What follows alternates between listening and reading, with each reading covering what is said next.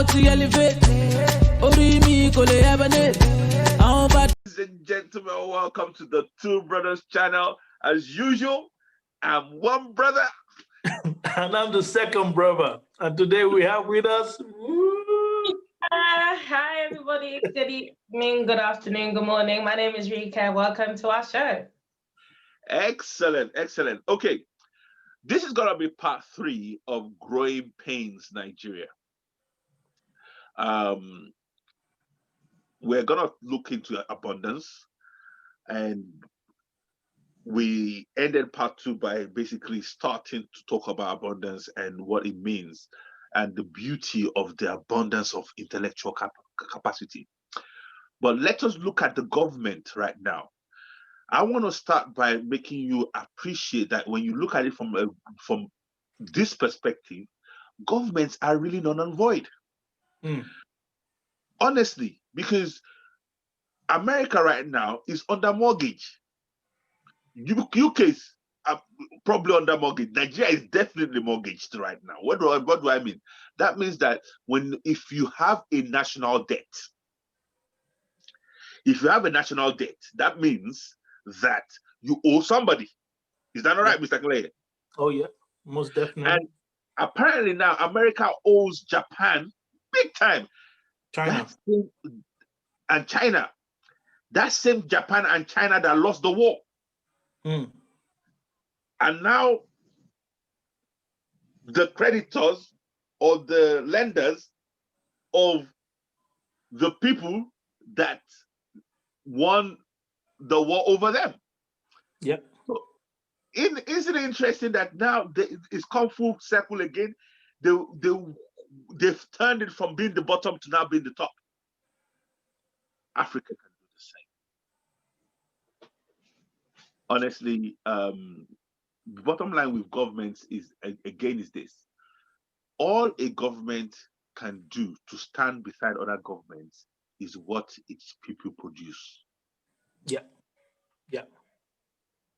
And that is what you just said there is very, very important, because people, especially people in Africa, misunderstand the role of government. They see government as a parent kind of mentality, where they're there to look after us. They must care for us. They must provide us jobs. They must provide us everything that we need. Yes, there is a level of responsibility that they take, but you always realize that they always say, "Oh, we are only here to, at best, provide you with an enabling environment for you to then display your ways." Back to you, Mr. Phil. Sorry, Mr. Clay, I didn't want to cut you, honestly, because sorry. So next time, don't let me cut you. Anyway, this is the key. You see, what Mr. Clay was saying there, is that do you know that governments actually trade with each other? And what do they trade in? They trade in the production of their country. And if the people are not producing, then they become like Nigeria, where they can only trade the raw materials. So I'm saying, like Mr. Kele is saying, that we need to re-engage our understanding of what our government is meant to do for us. Our government is not our parent. Our government is there to create an enabling environment so that we can flourish with our intellectual capital. Mr. Clay. Ooh, that's it. That is it, because you have to be the one to flourish. You have to be the one to pay the price, to hone your skill, to go through the growing pains. You know how when you look at the hand of a carpenter or a bricklayer, how hard the fingers are. Those are the pains that they've honed their skills, because the rest of the world is waiting. to see what you will bring out. This shirt, believe it or not, even though I bought it in the UK, it was not made in the UK. Mm. This jumper, even though it's warm, was not made in a cold country. Because it was made for people here to pay pounds to buy it. You know, they were saying that even marijuana, weed, yes, I said it, can make better wool. It's better than wool. Yes. For clothing. Yes. Let's talk about the medicinal benefits. Thank you. Of it, and it's growing wildly in Africa. Actually, talking about marijuana, isn't it interesting? Isn't it interesting that, you see, this is why you must be very careful not to submit your intellectual capital to somebody else to validate or to approve. Mm. They've been chasing people for this weed issue for so many years. They have imprisoned so many people for this weed issue. They have demonized so many people for this. Now they're legalizing it in America, and they're now floating it in the stock market for millions. Yep. Now suddenly, yep, when it is for their own good, when we've known for years that hemp as a raw material is one of the best raw material for ropes, clothing, paper, all these things, easily, we've known for years. But some people in Saltwater said no until they were ready. So what about all those people that they've jailed? That is why we say be very careful if you have to defer to the acceptance of other institutions. Because right now in Africa, it's almost like we don't think we can think until we have certificate from them. Oh, yeah. Mm-hmm. Yeah. We don't think whatever we come up with is viable until it's signed off by them.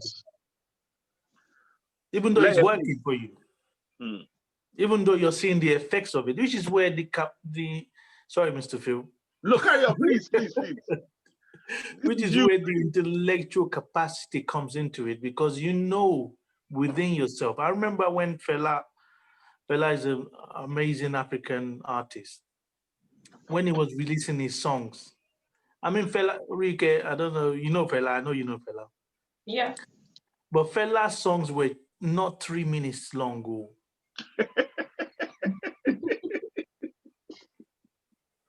16 minutes minimum. Do you know how breaking the mold that is? Yeah. Mm-hmm. When most people will start, middle, end, video, everything, 3.5 minutes, done. Fela's musical is just, maybe Mr. Phil, is just beginning at 3 minutes? Honestly, it's not even, it's just sound checking at 3 minutes. 30 minutes later, you're in the middle of the song. Why fracking not? So again, see, we've said certain things in some other videos to say it again now. As you are youths in Nigeria, trust your own intellectual capacity. Don't be the children of the spoilt rich father that is going into the restaurant and showing the restaurant owner the dish that they're trying to make. What do you think the restaurant owner is going to say? That it's good? Come on. Rike. No, the restaurant owner ain't going to tell you your food is good. In fact, they'll say you need a bit more salt, maybe take away this ingredient. And do you know what? In fact, as a whole, throw it away and try again. These times, that one food that you're making is better than their whole menu. But of course, your competition, so they've got to cut you down one way or the other that they can. So instead of begging people for approval and validation, gain your own validation through your own means. You did the work. You put your heart to whatever you were creating. So why are you gonna allow anybody to come and tell you otherwise? For me, if I'm to create anything, if I'm even just to say something, I trust myself.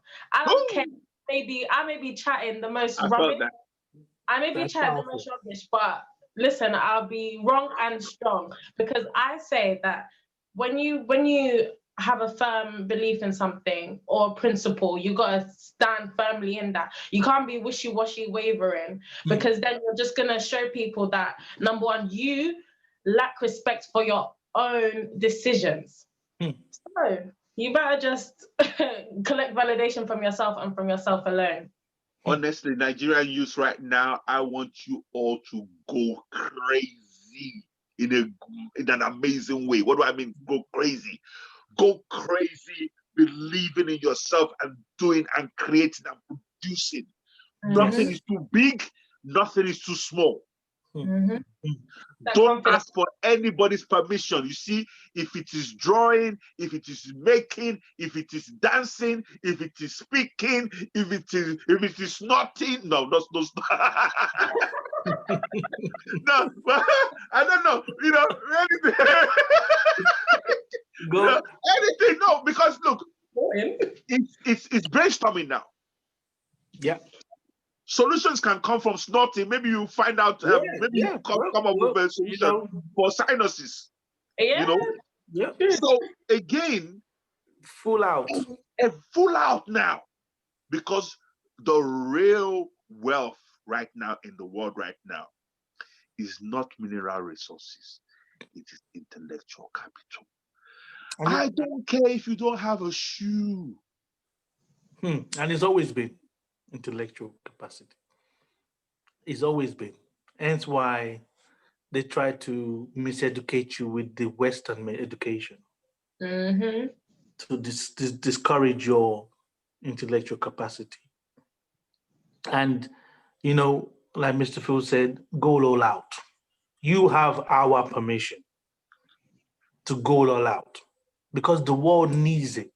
If you need approval, there's never been a protest like you've just done, where it was peaceful, it was self-funded, it amazed the whole world, the kind of organization that you were able to come out in Nigeria over the last few weeks. So the rest of the world is waiting for what solution you will bring for a chaotic nation. Because unbelievable, you might not know this, you might not know this, but you are actually frontline when it comes to people of this skin color. You are the most populous Black nation in the world. Most populous young Black nation in the world. Let us turn that to production. Look, don't ask your government for permission, because your government will ask their overlords question, and their overlords will tell your government no. By the way, did you even know about this? Did you even know about this story? Let me quickly tell you again. It looks like I've suddenly become an history buff. Anyway, you know that when Lord Lugard came to Nigeria as governor protector to come and become governor of Nigeria, Lord Lugard in colonial days, they found in Ile-Ife the only technology on earth that made bronze busts 360 degrees. Before they got to Ile-Ife, the Romans, the Greeks, the Europeans, all the so-called advanced civilizations, they will make one half, make another half, then join it. So there's always a seam in every bust of head. There's always, you see where they joined it. Create one half, join it. You understand what I'm saying? They got to Ile-Ife and they saw for the first time in this world statues that it was 360 degrees. No seam. No seam. They found it in Ile-Ife. Nobody before that, nobody after that. Guess what they did? they said they had to discourage that technology. Let's quickly talk about colonization. I was sharing this with Rika yesterday. Everybody think that word colonization, they think it's a good thing. Okay, very quickly. Colonization comes from the root word of colon. Where do you find your colon? You find your colon in your stomach. So when they say that they are colonizing you, that means that they're coming to come and eat all the raw materials, everything good in you. So whenever I get an apple or a yam or rice and I'm eating it, what am I doing? I am colonizing the rice. I am colonizing the yam. I'm colonizing the apple. And what do I go and do with it when I finish with it in the toilet? I go and... So when they say they colonize Nigeria, Nigeria is a colony. Is another way of saying Nigeria is food. Yeah. If you notice, in Nigeria, the railway goes from the north to the port, from the other side of the north to the port. That railway that you still have in Nigeria till today, the one is broken. I know some of it's still working, but when I was a young guy, when I was maybe 14, 15 years old, the railway was still working in Nigeria. Shows you how old I am. Anyway, cut long story short, that was designed so that the colonists would take the raw materials straight from wherever they get it from Nigeria, straight to the port, come to England. Yeah. That is what colonization means. So all you people that are thinking, oh, colonists, let us come and colonize us. You think you have not seen you have not seen suffer. Sometimes lack of understanding make us wish for what we don't really want. God forbid Nigeria become colonized again, because that means that everything good in Nigeria is being siphoned and sucked out. Yeah. For someone else's benefit. Mr. Clare. Yes. And this is no... It cannot be underestimated how cruel these people are when they're doing what they're expecting. That, like Mr. Phil said, colonizing, eating, chewing. You'll be chewed, and when you're chewing, what does your body do? It takes the good, takes the bad, extract places, and that's what they will be doing to you. You back to slavery, basically. Yeah. Which is a worse form than you are currently under slavery, but there's another worse form. Because you're like under the indirect rule at the moment. Let's call it what it is. But direct rule means even more sterner. When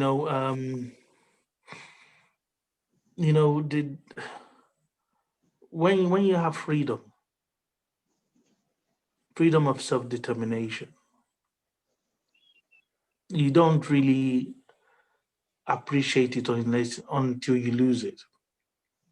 So you are fighting for true freedom. You have a semblance of freedom at the moment, but you're fighting for true freedom. And it will be a very, very hard fight, because like Mr. Phil said there, America owes China a lot of money, national debt. Nigeria owes everybody. even China is queuing now.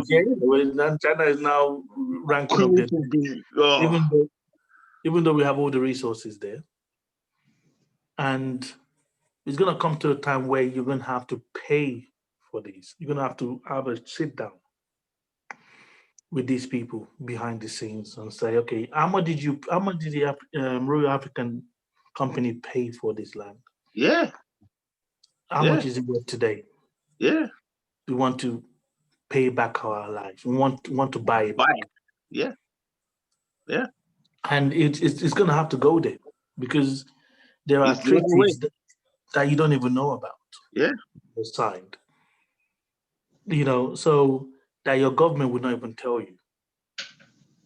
So these are things that as you take more responsibility, as you take more ownership, it's going to become more evident, the war that you're fighting. Because you think you're fighting Buhari, these guys, it will amaze you that you haven't even started fighting yet. It's just like, you're in a prison and these are your prison wardens. You have the governor of the prison. You have the state the prison is in that has police and army and all the resources outside, even outside your little prison that you're fighting the wardens for. so there are levels to peel back. There are levels don't to let me this. scare you too much. Yes. However, it's important to start the journey and start talking about these things because you see, Nigeria is bought, Nigeria is owned. As a matter of fact, was it the East Indian Company? Yeah. These are historical facts.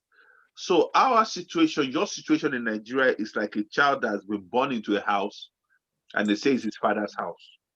And they say, yeah, it's your father's house, but there's a mortgage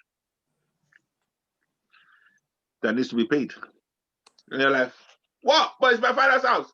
Yes, it's your father's house, but your father took a loan. And the only solution is for you to produce and generate income to basically start the journey of paying for that mortgage. And don't get me wrong, the mortgage holder is ready to call in the loan at any time. Yeah, with interest. With interest. Like Mr. Clare said, we're not really looking to, our job is not to scare you. Our job is to give you hope. And the hope lies within you. Start producing for yourself first. Like we say, everything affects everything else. And this is another thing that I find with people, they have issues with this. But what if I'm doing the right thing, but my neighbor is not doing the right thing and the next person is not doing the right thing? Don't worry about all that. The only person you can control is you. If you just start cleaning where you are right now, just where you are, your compound, and make sure that, look, just cleaning your compound will give you a better, even if you don't have any furniture there, the fact that it's just clean will give you a better mind space to think better. Better than if it's littered and it's all dirty. That's your example. Not everybody will look at it, but someone else will see, man, I like how clean that compound is. I want my compound to be like that as well. You don't need the government to legislate a day in a month for you to clean your environment. Yep. A clean environment means a clean mind. You can work better. You can do more with a clean environment. Okay? We spoke about time being your superpower. We meant it. If you just keep time, it will improve your life. So don't do the things that are within your power first. If all you have is one shirt, even if all you do is just make sure that, okay, I'm going to be neat, I'm going to be neater, that will affect everything else in your life. And as it's affecting everything else in your life, some people will be looking at that and it will be inspiring them too. So everything affects everything else. And then you could now get to a point where you're producing something, so don't look at it and go, oh, it's daunting, it's only little me. We could look at that and not start this channel. One of the reasons why we started this channel is do the little you can do. This channel is the little we can do. So do what you can do, because it leads to other things. Some of you now, you're watching us. This channel was not there 3 months ago, but it is there now. And some people are telling us that it is touching them. But imagine if I say, oh, little me, I won't touch anybody with that attitude. Oh, no. Imagine you said, little you, I need to go to drama school first. When I finish my degree with drama school, and I need to go to is it camera school? Yes, camera school. Then I need to go to public speaking school. Oh yeah, you need that. You need that. You go do that certificate. Then since you're gonna be talking a bit about business, you need to go to business school. How many letters, MBAs do you have? Then since you're gonna be talking about government, you need to go to politics school. Oh, yeah, you need an MBA, definitely, most definitely. And since you're gonna, you see, this is talking about a country. Well, you need to go and serve in Nigeria. You need at least youth service. Youth service.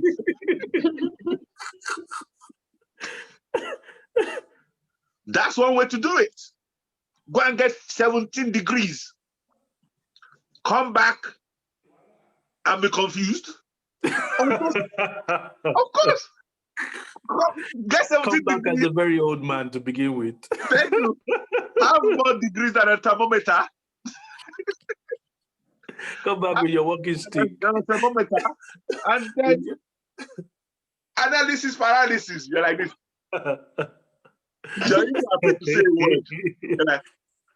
If I say this word, then this person might look and think and look.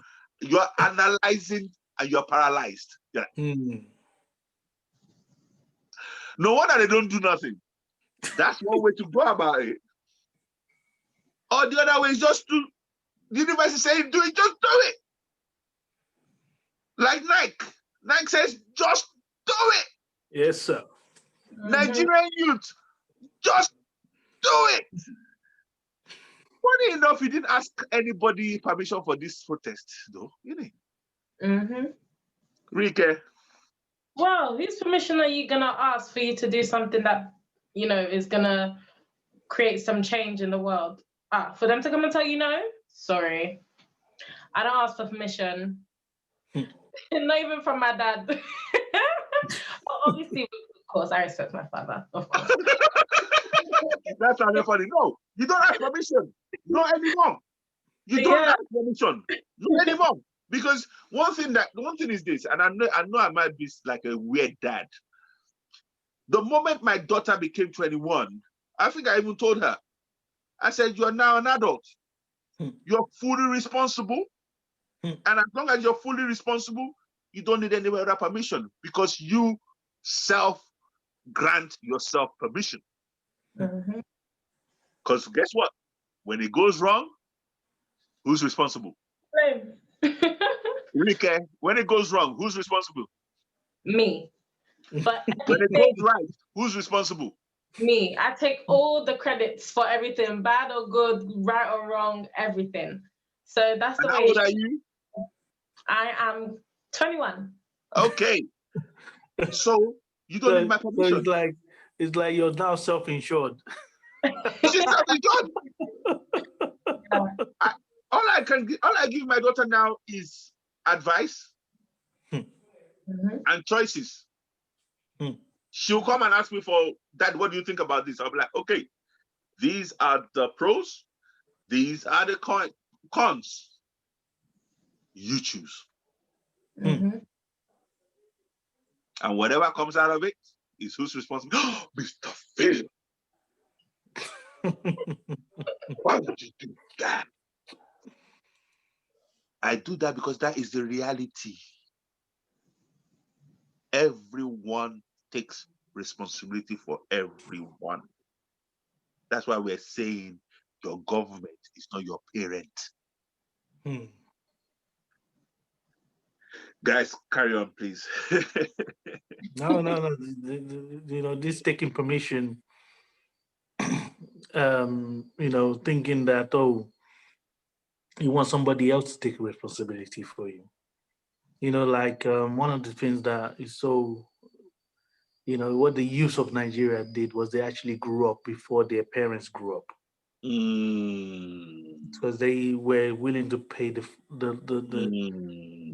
price, the ultimate price of their lives before their parents, which is a sign of growing up.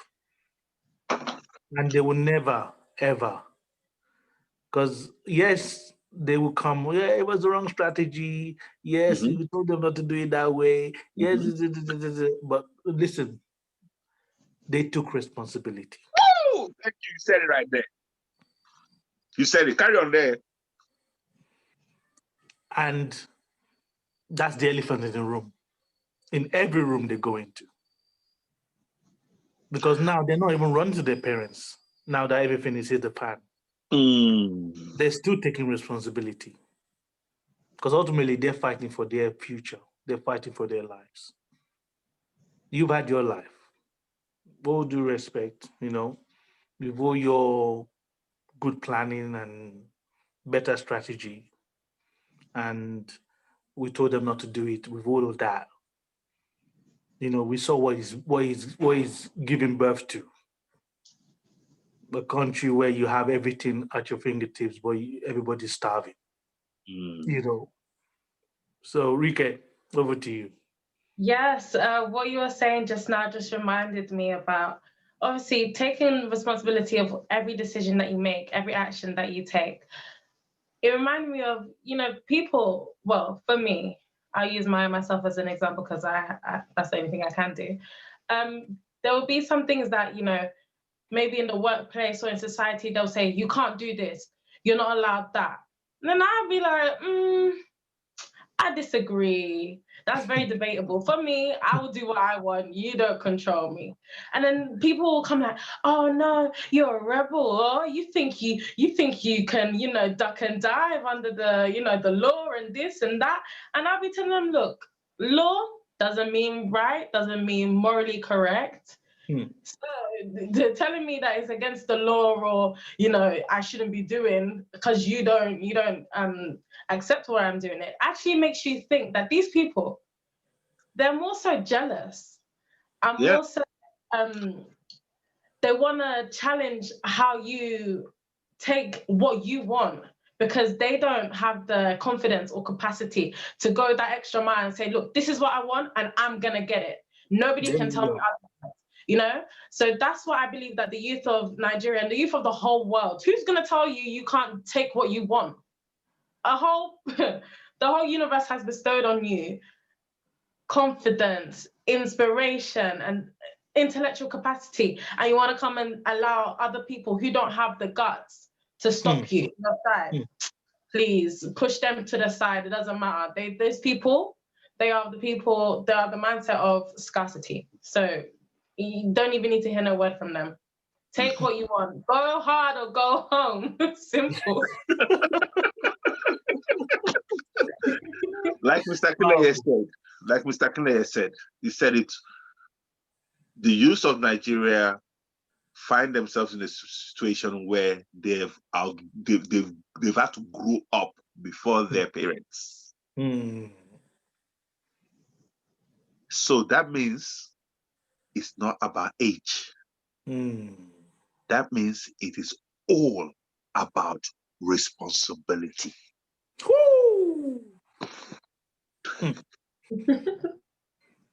Hold that. Say it again. That means it's not about age. Yes, sir. It's not about who born who. It's all about who takes responsibility.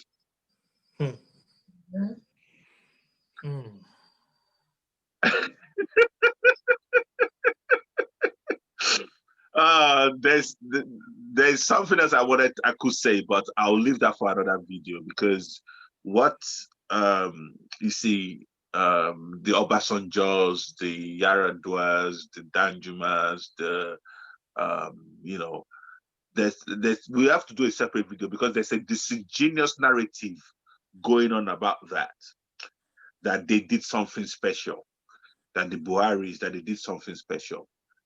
Nah, they didn't. All it was that when the colonialists were leaving, because there's this thing that goes around and say, oh, the Murtala Mohammed was the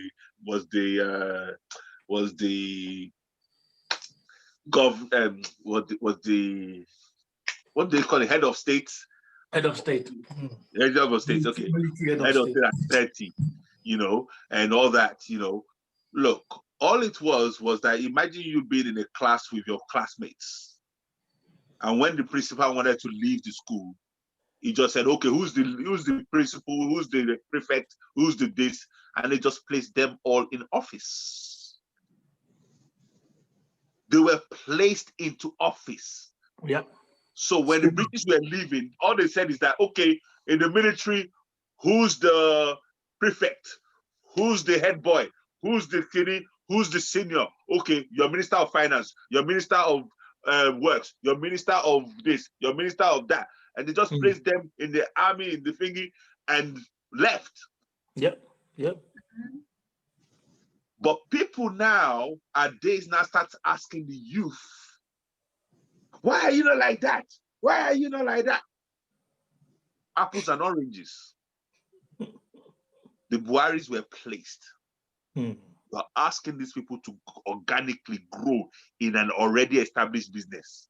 Sorry, in an already established system. You said it right. It is a business to them. I said it right the first time. So all these people are already filled those positions. Sometimes our narrative, we have to be very careful not to be disingenuous. So that narrative that I keep hearing when they say, oh, well, Nigerian used the Murtala was head of state at 30. There's a difference between being placed in a position and growing into that position. Nice. Nobody asked the youth or even the population of Nigeria before they placed these people into authority. So if that's good enough an excuse for you to not ask for anybody's permission to do what you know is right and correct, then go ahead, because they didn't ask you, so why you gotta ask them? That's what I'm gonna end on. Don't ask them. On that note, guys, say bye. Bye. See you next time, guys. It's been another amazing time. See you next time. God bless.